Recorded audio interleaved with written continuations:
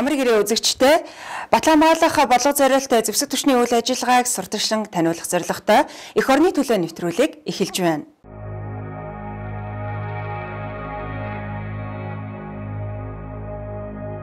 Монгол Улсын засгийн газрын гишүүн Батлангамгаалахын сайд сайхан баяр тэргүүтээ Батлангамгаалах салбарын удирдлага зэвсэг түвшний агаарын цэргийн командлал агаарын цэргийн 303 дугаар ангид ажиллалаа. Энэ үеэр зэвсэг түвшний 303 дугаар ангид байлдааны туг гардуулж онгоц нисдэг тэрэгний засварын төвийн нээлтийн ёслолд оролцсон юм а. Батлан хамгаалах багц хуулийн хэрэгжилтийг хангах үүднээс Монгол Улсын засгийн газар Батлан хамгаалах яам, зэвсэг түвшний жанжийн штаб, зэвсэг түвшний төрлийн цэргийн командлуудыг бие даан үйл ажиллагаа явуулах боломж нөхцөлийг бүрдүүлэн ажиллаж байна.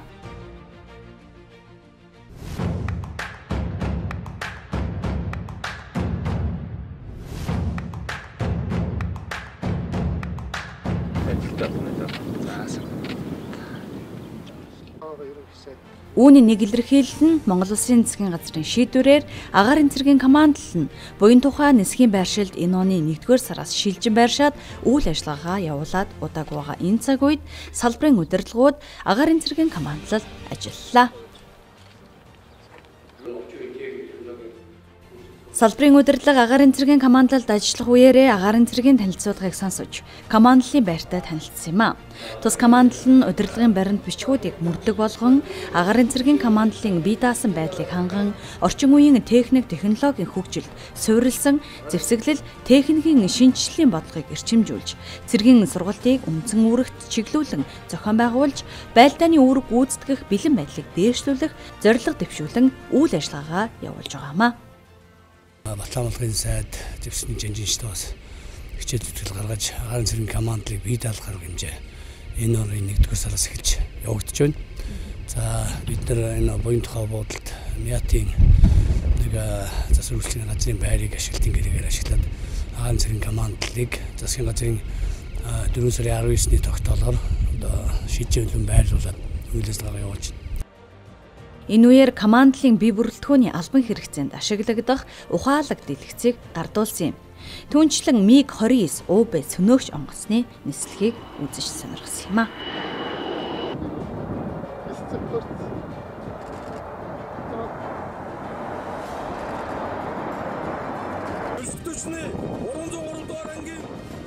Үргэлжлүүлэн салбарын удирдлага Монгол Улсын гавьяат нисгэгч хувьсгал тэмцлийн Ахмад Зүтгэлтэн хурандаа Цэрэндоржийн нэрэмжит цэргийн гавьяаны одонд зэвсэг түвшний 303 дугаар ангид ажиллалаа.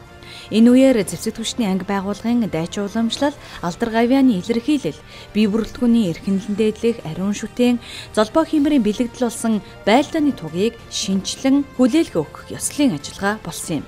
Түүнчлэн онгоц нисдэг тэрэгний засварын төвийн нээлтийн ёслолд оролцлоо. Нийт 4800 м2 талбайтай тус байгууламж нь онцгой болон тусгай үүрэг, сургууль дадлагын нислэгийг өдөршин цаг агаарын ердийн болон хүндрүүлсэн нөхцөлд үйлдэх үед онгоц нисдэг тэрэгний нислэгт бэлэн болгох хугацааг богиносгох чиг үүрэгтэйгээр бүтээгдэж өнөөдөр ашиглалтад хүлээлт өглөө.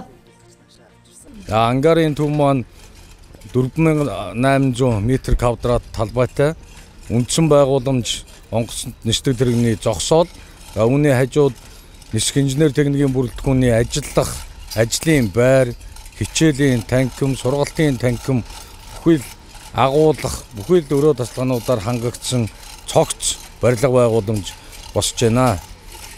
Энэ бол Батлангамгаалах яамны сайд яг өөрийнх нь санаачлагаар энэ нэр нь ангаартай байхгүй бол нислэгийн аюул байдлыг хангахад үнэхээр хүндрэлтэй байдаг юм байна. Залуучууд бас ажлын юу нь бас зовлонтой байдаг юм байна гэдгийг яг өөрөө хэлж яг энэ шийдвэрийг гаргаж энэ ангаарыг барьсан. Тэгээ энэ ангаарыг барьснараа нэгд залуучуудын одоо ажилдаа хандах хандлага шал ондоо болж байгаа. Дээрээс нь хамгийн гол юм гэдэг бэлэн байдал. Бид нар одоо янз бүрийн өвөл зун янз бүрийн тохиолдолд яралтай нислэг гардаг. Ялангуяа өвлийн тохиолдол гарахад тэр онгоцыг халааж, гисгээж шалгах хэрэгтэй байдаг. Тэгэх юм бол өвлийн үүд нь бараг 2 цаг, 3 цаг гаруй метр хүртэл бэлдээд онгоцыг нислэгэнд бэлдэж чаддгүй тийм тохиолдол байсан. Өнөөдөр энэ ангаарыг ашиглалтанд оруулснаар бид нар бие бүрэлдэхүүн ангийн байрлалд ирснээс хойш 30 минутын дараа онгоц агаар төрөх бүрэн боломжтой болж байгаа. Батлан хамгаалахын сайд үүрэгт ажлыг хүлээн авсан даруйда салбарынхаа бүхий л салбар нэгжүүдэд хүрч албаагчдынхаа алба үүргээ гүйцэтгэх нөхцөл байдалтай биечлэн танилцахын зэрэгцээ цаашид шийдвэрлэх асуудлуудыг тодтогч байсан. Тэгвэл энэ удаад зэвсэг техникийн шинжиллийн хүрээнд төлөвлөсөн орчин үеийн засварын төв ашиглалтад орж бодит биелэлээ оллоо. Батлан хамгаалах яамнаас зэвсэг түвшний жанжин штабаас бодлогоор дэмжсэний үр дүнд эхний тодорхой агц дэвшлүүд гарсан байна. Тухайлбал ангийн нийт офицер ахлагч нар бие бүрэлдэхүүний ажиллаж хөдөлмөрлөх нөхцөл дээшилсэн байна. Штабын үндсэн барилгын засварын ажлыг иж бүрэн хийж дуусгасан. Мөн түүнчлэн Монгол улсад анх удаа 303 дугаар ангид анх удаа нисдэг тэрэг нисэх онгоцнуудын тусгай зориултын ангаар сургалтын төвийг барьж бид өнөөдөр бас ашиглалтанд авч байна. Энэ бол агаарын цэргийн командлын хөгжил дэвшлийн төлөө Монгол улсын аюулгүй байдал батлан хамгаалах чадварыг бэхжүүлэх талаар хийж байгаа бодлогын шинжилгээний эхлэл. Энэ сарын 25-ны өдөр Монгол улсад нисэх хүчин үүсч хөгжсөний 98 жилийн дохино. Түүхтэй босгон дээр агаарын цэргийн албан хаагчид ая тухтай ажиллах нөхцлөөр ийхүү хангагдлаа. Эх орны төлөө нэвтрүүлгийн энэ хэсэгт олон улсын сувилагчдын өдрийг тохиолдуулан цэргийн төв эмнэлгийн мэдээгүйжүүлэг эрчим тэмчилгээний тасгийн хамт олныг онцоллоо. Хүн ардынхаа эрүүл энхийн үйлсэд хөдөлмөр зүтгэлээ зориулж сэтгэлээ шингэн ажилдаг цэргийн төв эмнэлгийн нийт сувилагч нартаа баярын мэнд хүргье.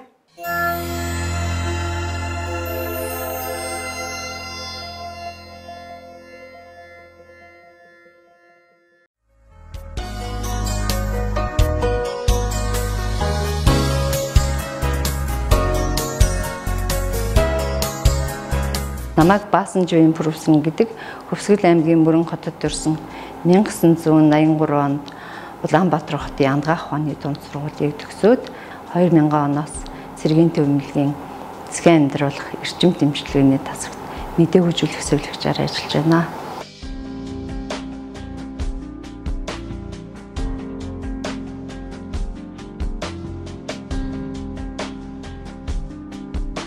Манай цэргийн төв эмнэлэг дээр сард 300-аас 400 орчим хаалгаа ордог. Энэ хаалгааг бид нар одоо хүмүүс ирээд үйлчлүүлээ те нэг ингээд өвчнөө өсөөс салахын тулд дараагийн ямар нэгэн эрсдэл үүрэхгүй байх хэвээр те вирус авах ч юм уу ямар нэгэн байдлаар эрсдэл үүрэхгүй байх хэвээр тэрийг бол бид нар ингэж хангаж ажиллахын төлөө манай цэргийн төв эмнэлгийн мэдээгүйжүүлэх хаалганы тасаг бол маш чанартай эрсдэлгүй аюулгүй тийм үйлчлэгийг хүмүүст хүргэж ажиллаж чадаж байгаа. За хаалгаа бол хамгийн түргэндээ нэг 20 минутаас эхлэн нэг олгоо цусыг болоод залуучууд нэг 20-30 минутанд багтаагаад авчихдаг. Одоо виплийн хаалгаа гэдэг юм да хамгийн удаандаа виплийн хаалгааг одоо 12 цаг оржоосон тохиолдол бий. Яг ингээд хүн харахад нэг багж өгж байгаа юм шиг мөртлөөсөө алдаа мадаггүйгээр гар дээр нь тавьж яадаг байхгүй. Ярихаасаа илүү үйл хөдлөлөөрөө нүдэрээ ингээд ярьдаг шүү дээ. Ер нь бол заян хүн жоохон уртаа гам уу. Манай энэ юм чи яаж байгаа бол би бол одоо ороо зурга, полинаркон, наркомпе гэдэг одоо бүр эпири үед ажиллаж байсан байхгүй юу. Одоо 2016 онд энэ нэмлэг шинэ байранд ороод Австралийн хөрөнгө оруулалтаа одоо дандаа ийм орчин үеийн тоног төхөөрөмжлөгдсөн. Хуучин бол бид нэр одоо аппаратаа өөрснөө шалгадаг байлаа шүү дээ.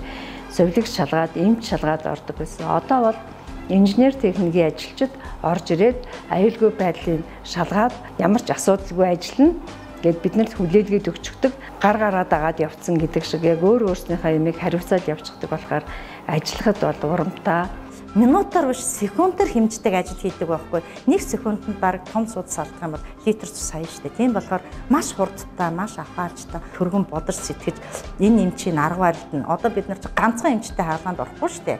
Одоо энэ 30-40 эмч нар байна. Бүх эмч нарын арга барил нь өөр.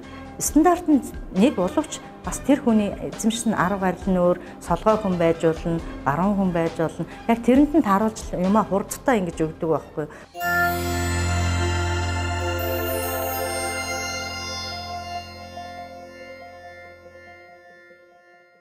Энэ хагалгаа хүндрүүл надад хамгийн ойрхон юу байх хэрэгтэй вэ? Энэ эмч юу хэрэгэлдэг вэ гэдгийг гарт урахаар тэгдэм аа тийм мэдрэмжтэй яг тэр хүнийг шаардуулахгүй бухимдуулахгүй тэр хагалгааг яаж тайван явуулах нь ерөөсөө сувлэгчээс шалтгаална. Хагалгаан сувлэгчулна, мэдээгүй сувлэгчээс. Мэдээгүй сувлэгч нь бас нөгөө юмаа мэдэрч эм тариагаа хийн. Эмчээсээ асуувал эм тариагаа хийн. Бүрөвсрэгч манайсан гавьяад манайх бүрөвсрэгчийнхээ одоо би сүүлчийн савин болж өнөдөр ажиллаж байгаа. Байгалагч маань болохоор маш найрсаг, эвтэй, хүний төлөө гэсэн сэтгэлтэй ямар ч ажлыг, ямар ч хагалгааг болгоно бүтээн гэсэн эрч хүчтэй цоглогдаачин бүсгүй байгаа. Энэ эмнэлгийн байгууллага гэдэг буюу мэдээгүйчлэг хагалгаа гэдэг маань болохоор нэгдсэн хамт олонны нэг багийн дор ажилладаг гэдгийг надад маш их зааж өгдөг. Сэтгэлээсээ юмыг хийх ёстой, маш хурдан авахартай ажиллаж яж өнөөдөр хүний амь насыг аврах ёстой гэдгийг надад хамгийн их зааж өгсөн хүн маань бүрөвсрэгч маань байгаамаа. Кэрийн нөхцөлд ч мессеж хийдэг, яаралдаа нөхцөлд ч мессеж хийдэг. Төлөвлөгөөт маслийг ч ингээд амжилттайгаар бид нар ингэж хийж чаддаг. Тийм баг хамт олон юм байна. Тэгээ ийм сайхан ажиллах бүх нөхцөл боломж бүрдсэн ийм сайхан үед ажиллаж байгаа залуучууд олон би бол өөрийгөө маш их азтай сайхан аз завшаантай бахархалтай гэж бодож явдгийн шүү дээ.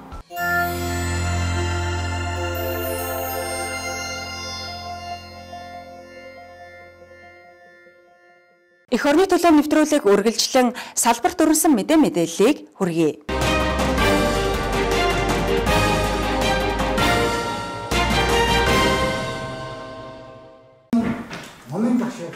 Монгол Улсын ерөнхийлөгч 2003 онд жил бүрийн 5 дугаар сарын эхний ням гарагийг Монголын үндэсний бичиг үсгийн баярын өдөр болгон зарлаг гаргасан.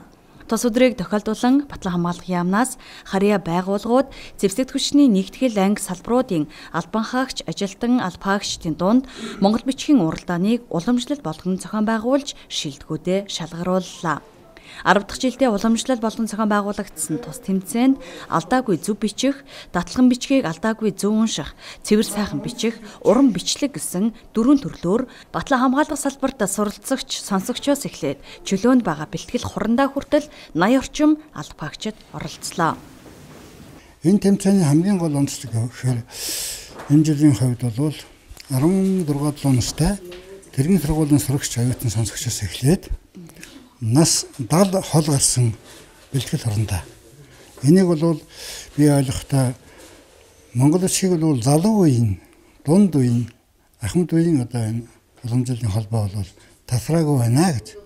Ахмадууд бол үлгэр дуурайлаа үзүүлж байна гэж ингэж одоо үзэж байгаа. Уран бичлэгийн төрөлд Тэргүүн байрт үндэсний Батлан хамгаалахын их сургуулийн сонсогч Инхчин, Дэд байрт үндэсний Батлан хамгаалахын их сургуулийн сонсогч Жинжима, 3 дугаар байранд бэлтгэл хурандаа Дүүрэн жаргал, дадлан бичгийг алдаагүй зөв унших төрөл Тэргүүн байрт Батлан хамгаалахын төв архивын нууц бичиг хэргийн эрхлэгч Дэд ахлагч Бямба, Дэд байрт Батлан хамгаалахын төв архивын эрхлэгч Дэслэгч Цолмон, 3 дугаар байранд Соён редакцийн Соён сонины ахлах редактор Хошууч Миндбаяр, алдаагүй зөв бичих төрөлд Тэргүүн байрт зэвсэгт хүчний тэг 84 дугаар ангийн суртал нэвтрүүлэгч Ахмад Мөнхөнөр, Дэд байрт зэвсэгт хүчний 120 дугаар ангийн номын санч Инх Туя, 3 дугаар байрт үндэсний Батлан хамгаалахын их сургуулийн сонсогч Бүжин Лам, цэвэр сайхан бичих төрөлд Тэргүүн байрт үндэсний Батлан хамгаалахын их сургуулийн сонсогч Түмэн жаргал, Дэд байрт сонсогч Үлзий Хишиг, 3 дугаар байрт сонсогч Халиу Нанаар тус шалгарчээ. 10 жилд байхасаа үндэсний бичгээр сурсан. Тэгээд 11-р ангитай байхдаа биерийн бичлэгээр бичиж эхэлсэн. Тэгээд үндэсний Батлан хамгаалахынхаа их сургуульд элсэж орсон анхны жилд энэ тэмцээнд оролцоод Тэргүүн байр эзэлсэндээ үнэхээр баяртай байна. Хэл малгууртай байгаа хаад Монгол бай ингээд зундын дорж ярууна хийж ирсэн. За миний ойлгоцоор ерөөсөө энэ үндэсний хэд бичих гэдэг бол энэ түгээн дэлгэрүүлэх явдал бол ерөөсөө цэргийн хүний хувьд олон жил болсны хувьд энэ бол тусгаар тогтнолын бэлэг тэмдэг байх хэрэгтэй гэж би ойлгож явдаг. За ингээд би 2019 онд орсон.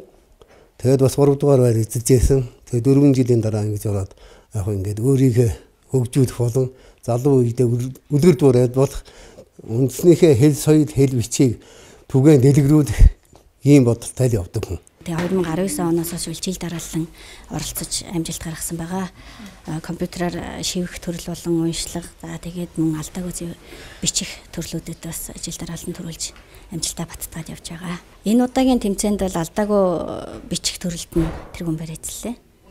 Тэгээд 2025 оноос хойш бүх одоо албан хэрэг маань хос бичгээр явах болсон. Тэгээд энэ үйл хэрэгтээс өөрийнхөө хэмжээнд тус нэмэр болно гэж бодож байна.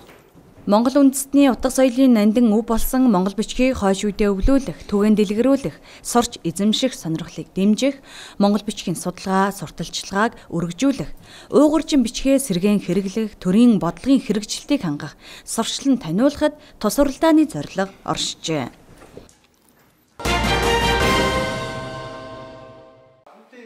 Батламгааллахын төв архив нь 1921 оноос өнөө хүртэл Батламгааллах яам зэвсэг түвшний жанжин штаб, зэвсэг түвшний анги байгууллагуудын үйл ажиллагааны явцад бий болсон баримт бичгүүдийг хууль дүрмийн дагуу эмхлэн цэгцлэх, сэлбэн засах, данс бүртгэлд оруулах, хадгалах, хамгаалах, судалгаа, шинжилгээ хийх зэрэг үйл ажиллагаа явуулдаг төрийн үйлчилгээний байгууллага юм а.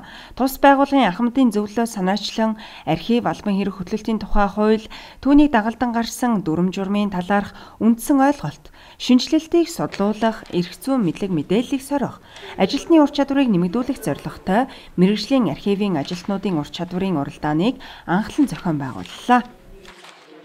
Энэ уралдаанаа 4 үзүүлэлтийн яваар чиглэлээр явуулж байгаа. За нэгдүгüүрт нь бол архив албан хэрэг хөтлөлт түүнийг дагалдаж гарсан эрх зүйн баримтчийн талаар мэдлэг одоо сорилт тест авах юм үйл ажиллагаа. За хоёрт нь бол хуучин монгол бичгийг 4 чиглэлээр одоо унших юм даалгавар байгаа. Дараагийнх нь бол архивын баримтыг цахим хэлбэрт яаж шилжүүлэх юм тийм ээ. За ийм үйл ажиллагаа. За дараагийн одоо 2 дахь өдрийн үйл ажиллагаа бол энэ архивын баримт, бүрдүүр шинжилгээ, техник боловсруулалт их ийм 4 чиглэлээр төрийн архивын ажилтнуудын уралдааны зохион байгуулж байгаа. Одоо бол манай энэ архив бол өргөжинд хэлжээ. Одоо бид энэ дээр сан хөмрөгд орох юм бол энэ тавиур биш нөгөө гой тавиур тавиулсан байна гэж хэлээ да. Ингээд бас хөргөжөө техник технологи хөргөжөө эдгээр чинь нөгөө юу гэдэг лээ компьютер энтерт баримт материалаа оруулаад хөдөлмөрчдөд төргөн шуурхаа үйлчилдэг болсон байна. Бид тухайн үед бол тийм байгаагүй. Ингээд яг өнөөдөр бол манай байгууллага 84 жилийн тохиож байгаа. 5 сарын 8-нд Лувсан доноогон тушаалаар байгуулагдсан байгууллага юм байна.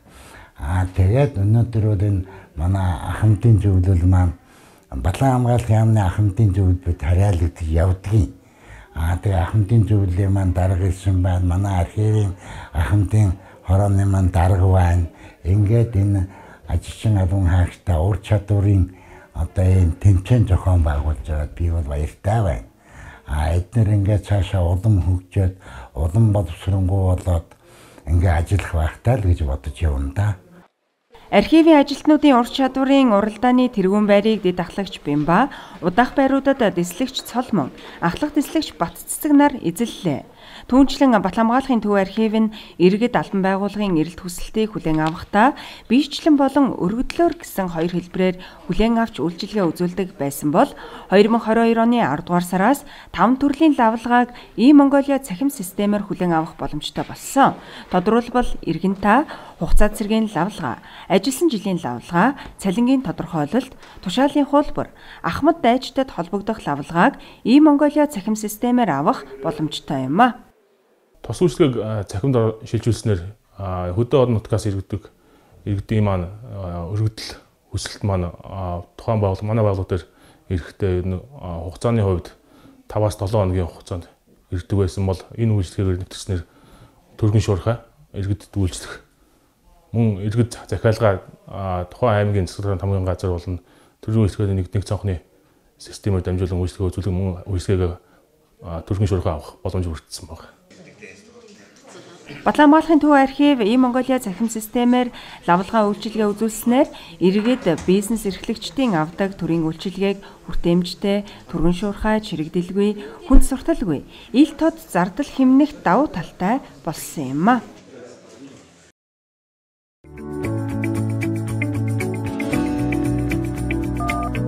Батлан хамгаалах иргэний хяналт санал хүсэлтийг 1844 сар 24 цаг хүлээн авч байна. Үндэсний Батлан хамгаалахын их сургуулийн цэргийн холбоо кибер аюулгүй байдлын тэнхимийн дэд төрөөч тэгш жаргалыг нэвтрүүлгийн энэ хэсэгт онцолж байна. Тэрээр хүсэл мөрөөдлийнхөө төлөө өөрийн хичээл зүтгэл, тууштай шаргуу хөдөлмөрөөр амжилтаа ахиулсаар яваа мянган эмэгтэй сонсогч нарын төлөөлөл юм.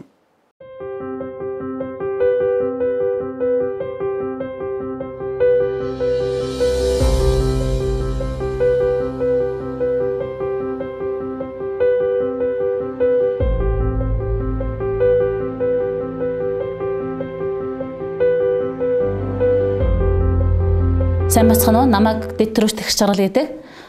Би үндэсний Батлан хамгаалахын их сургуулийн цэргийн нэгтэн дэд сургуулийн цэргийн холбоо кибер аюулгүй байдлын тэнхимийн 4-р дамжаанд суралцдаг. Цэргийн сургуулийг сонгох гэсэн болсон шалтгаан маань би бол хөдөө өссөн, хөдөөний малчин айлуугт.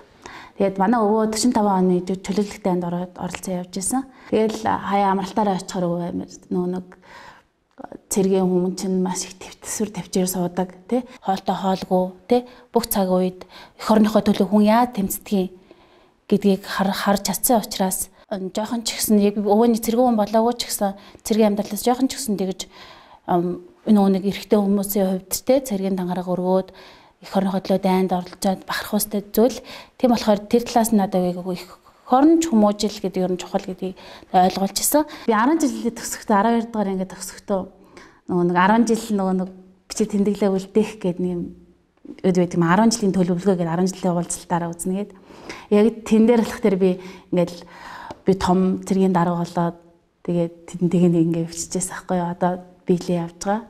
Тэгээд ер нь өөрийнхөө сонирхлоор манай өвөө надад их нөлөөлсөн. Би ерөөсөө цэргийн сургуульд орж ирснээр надад энэ хэцүү юм гэж ер нь байхгүй юм санагддаг. Ягаад гэвэл хүн дуртай юм хийгээд ингээд би нэг чадна шүүгээ зориг тавьсан байхад ер нь бүтэхгүй юм гэж байхгүй юм байна да гэж бодчихсон. Амьдрал дээр баримталдаг юм бол үнэн байх, зөв байх. Одоо цэргийн сургуульд орснараа бол хүн байх, тий? Монгол хүн байх, цэргийн хүн байх гэдэг одоо магадгүй миний сурж байгаа мэргэжил цэргийн холбооны инженер хүн байх тал дээр жоохон ч гэсэн ингээд хүмүүжил суурь аваад төгсөж байгаа доо маш их баяртай байгаа. Манай холбооны тэнхим болох дээр МАБ офицер, мэдээлэл аюулгүй байдлын офицер, цэргийн холбооны инженер гэж төгсдөг. Дотроо захиргаараа одё гэдэг байгаа. Тэнгүүтээ цэргийн холбооны инженер гэдэг бол нөгөө нэг засвар үйлчлэгээд орож МАБ нь болох дээр нөгөө мэдээлэл аюулгүй байдал одоо интернетийн үеийн төсөлжийг явуулдаг. Холбоо авахгүй л тэрдлэг авахгүй тий. Болохоор цэргийн холбоочин гэдэг бол маш хариуцлагатай мэргэжил. Анги салбар болгон холбоотой тий одоо энгийн байгуулагч гэсэн холбоочин гэж байдаг. Тийм болохоор одоо сурж байгаа мэргэжилтэй бол дуртай. Тэгээд мундаг холбоочин болно, мундаг офицер болно. Цэргийн сургууль хэлснээр ер нь спорторыг хичээлэх дуртай. Төрлийн спортоор хичээдэг, сурахыг хичээдэг. Тэгээ миний одоо төлхөө хичээлж байгаа спорт маань рагбигаар хичээлж байгаа. Өмнө жил улсын аваргаар мөнгө авсан. Одоо 5 сар дахиад улсын аваргад тэмцээн болж байгаа.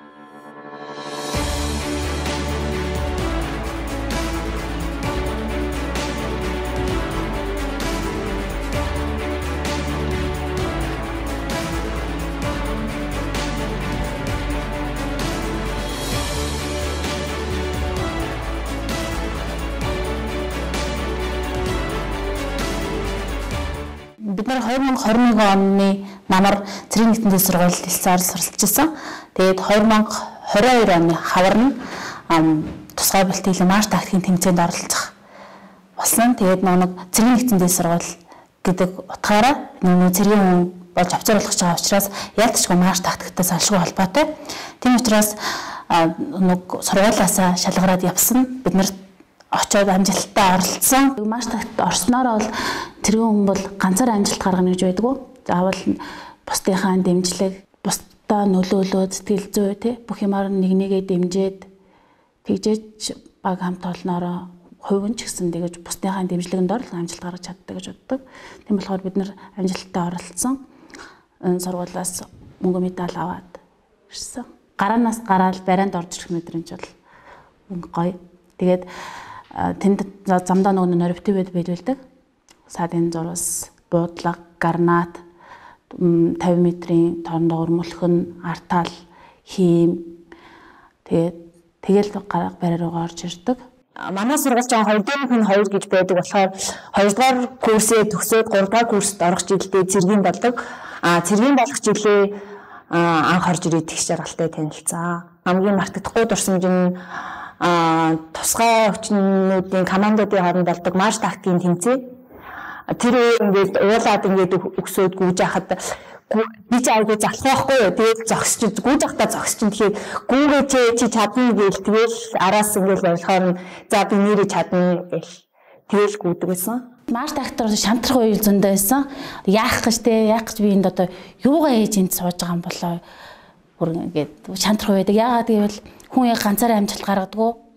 Бусдынхаа дэмжлэг бусдаасаа урмыг сонсч, бусдаа бас урмыг өгч тэгж яддаг болохоор бид бүгдийн л амжилт.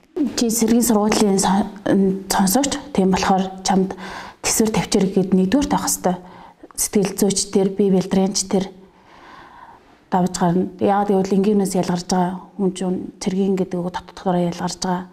Тэдний мэдхгүй чадахгүй зүйлийг сураагаад надад магадгүй чиний оронд олон аавын охин, аавын хүү сурах гэж энэ сургууль руу ордог. Тийм болохоор тийм олон хүмүүсийн урдуур гიშгэж орж иртээ чи өнөөдөр чадахгүй бол чи хизээч чадахгүй гэж уртаа өгдөг. Тэгш жаргалын хувьд бол маш бол дайчин. Ер нь бол хэр аргийн юмд бол шантардаггүй. Өгсөн үүрэг даалгаврыг бол яг л цаг тухайд нь ягштал бол биелүүлдэг. Ер нь бол харж байхад бол маш хариуцлагатай юмд ханддаг. Тийм сонсогч байгаа. Тийм болохоор би тэгш жаргалтай бол маш их ихтгэл хүлээлгэж байгаа. Тэгш жаргалыг бол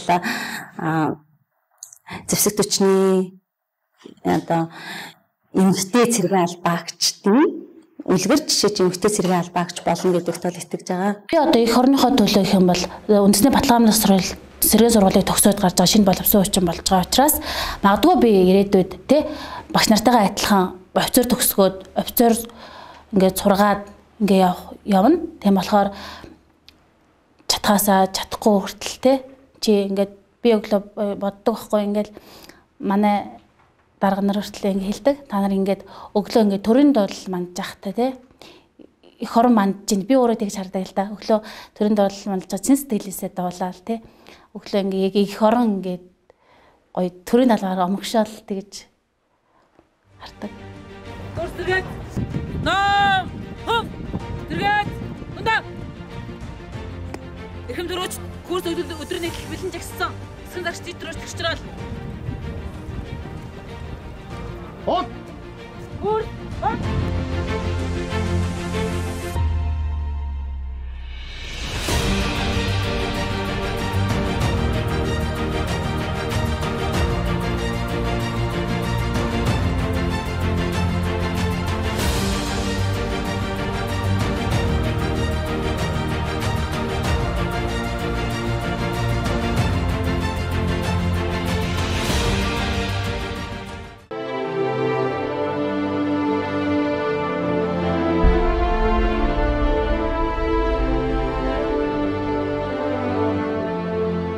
Хуучирч муудсан цэрэг цамцны цаана эх орныхоо төлөө гисэн зүрх цохилж байдаг юм шүү. Маршал хорлоогийн чуулсан.